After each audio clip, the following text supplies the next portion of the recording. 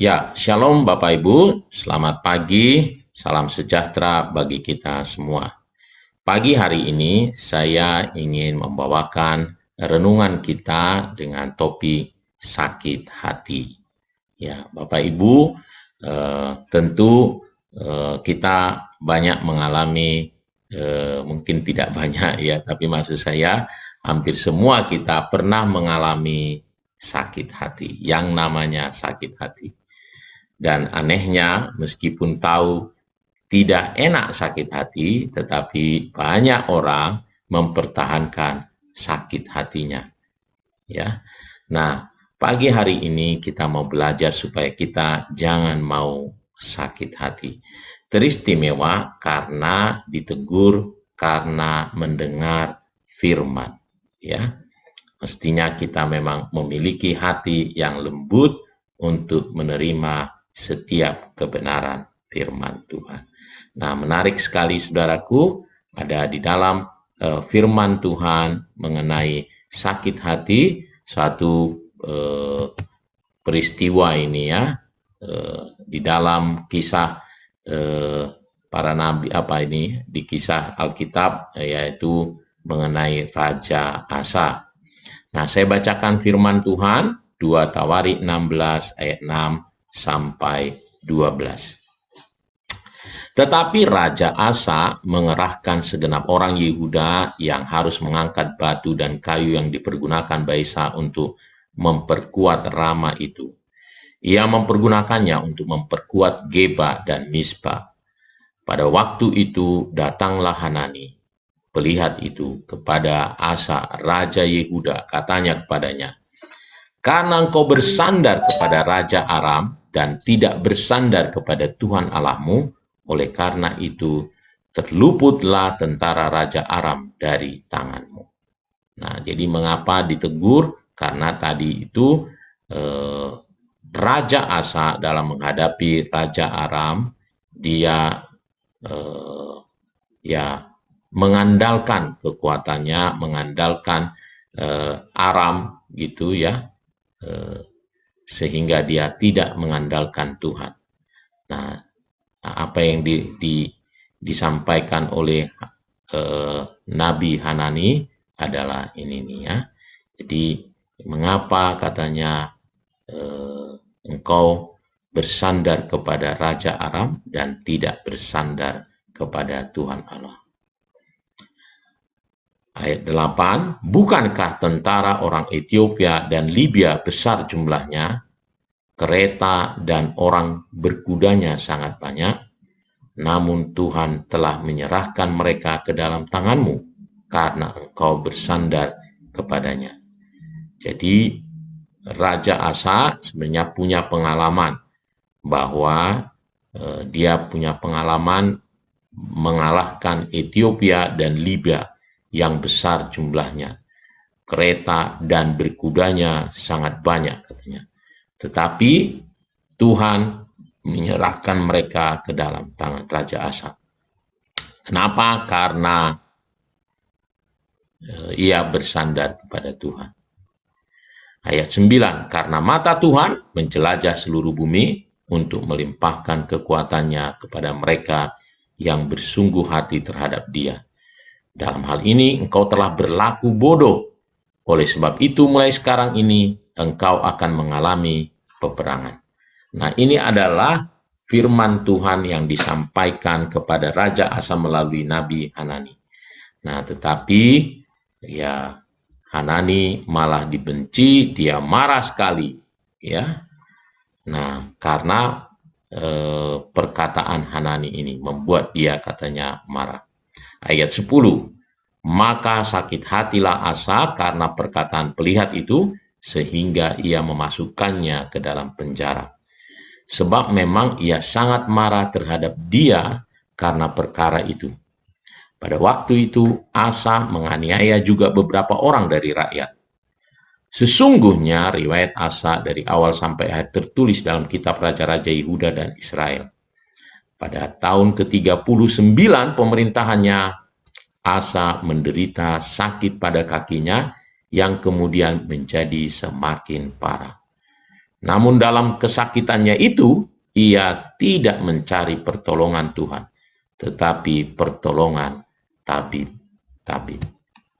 Ya, Bapak Ibu Saudaraku yang dikasih oleh Tuhan, nah apa yang kita baca ini mungkin jarang sekali kita baca, ya. Jadi ada Raja Asa, yaitu raja orang Yehuda, ya, Raja Yehuda, ya. Nah, dia sebenarnya pemerintahannya selama 39 tahun. 38 tahun ya dilakukannya dengan sangat baik. Dia bersandar kepada Tuhan, dia takut akan Tuhan. Sayangnya di akhir hidupnya, entah kenapa, dia berpaling dari bersandar kepada Tuhan dengan bersandar kepada, yaitu tadi Raja orang Aram. Ya, jadi dia bersepakat dengan Raja Aram. Ya, dia mengandalkan Raja Aram. Nah, lalu Nabi Tuhan namanya Hanani memperingatkan dia. Dia berkata, mengapa engkau bersandar kepada Raja Aram? Karena engkau bersandar pada Raja Aram dan bukan kepada Tuhan, ya, maka engkau akan mengalami peperangan terus-menerus, katanya. Dan apa yang terjadi, dia katanya sangat marah dan sakit hati. Lalu sakit hatinya, karena marah dia masukkan Hanani ke dalam penjara.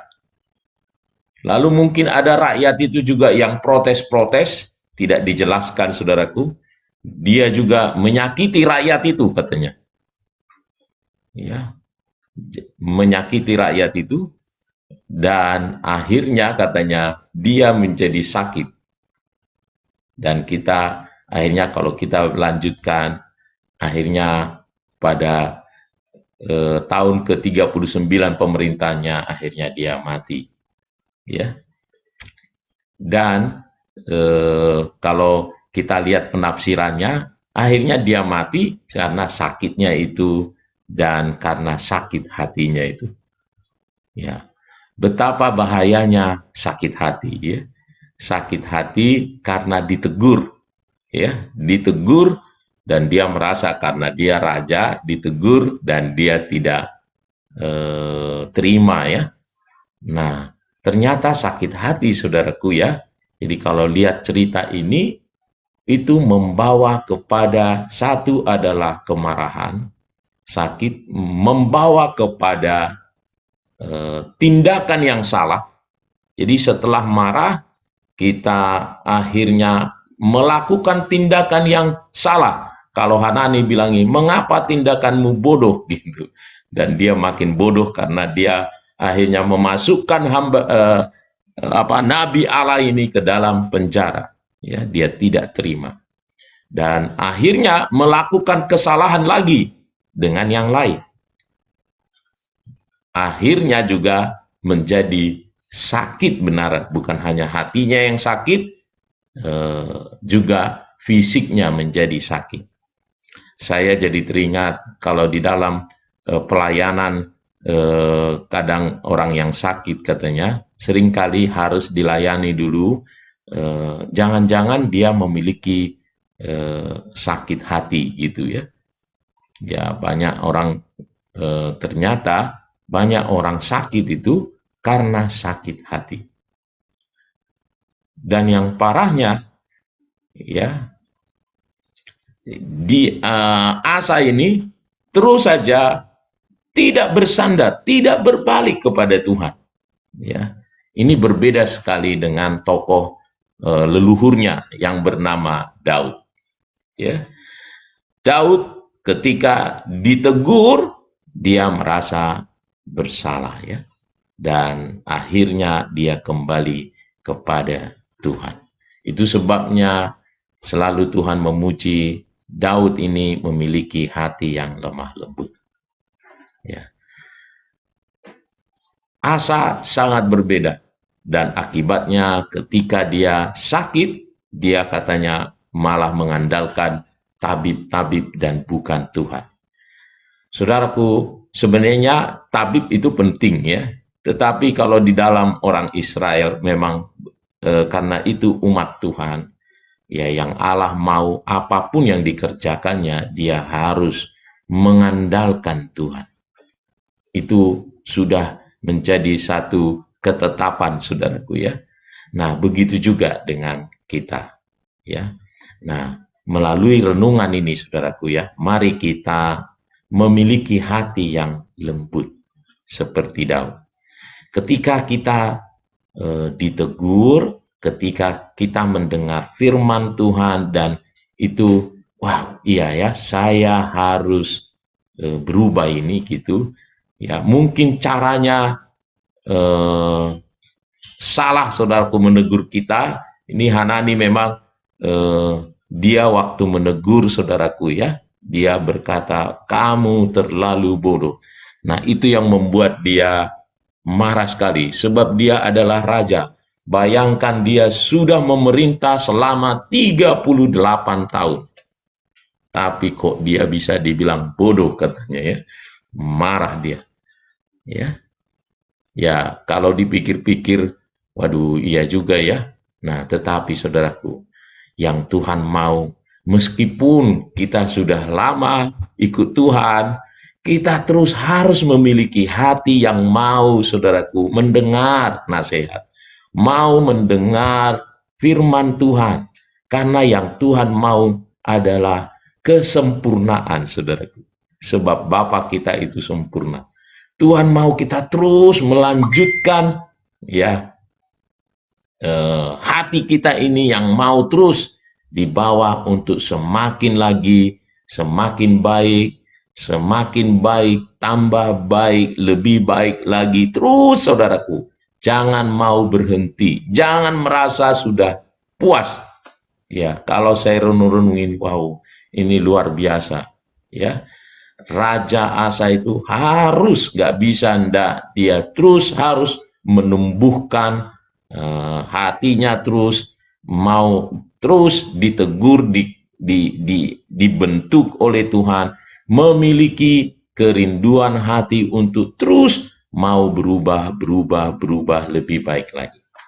Ya, meskipun dia sudah kira-kira nih memerintah selama 38 tahun, memang tidak terlalu tercatat, saudaraku, tetapi ya 38 tahun dia mengandalkan Tuhan, sampai dia katakan, bukankah raja Ethiopia gitu begitu besarnya, luar biasanya, tetapi engkau bisa memenangkannya karena engkau bersandar pada Tuhan. Ya, dia punya pengalaman yang luar biasa, pengalaman rohani. Tetapi tetaplah dia harus juga tetap masih memerlukan kelembutan hati yang mau mendengar firman, mendengar teguran dari firman Tuhan. Mari Bapak Ibu ya, miliki hati yang lembut untuk terus ditaburi firman Tuhan. Terus mau belajar terus, kerinduan untuk belajar terus. Jangan biarkan sakit hati menguasai kita ya, supaya kita terus ada di dalam jalan-jalan dan rencana Tuhan. Tuhan Yesus memberkati kita semua. Mari kita berdoa datang kepada Tuhan.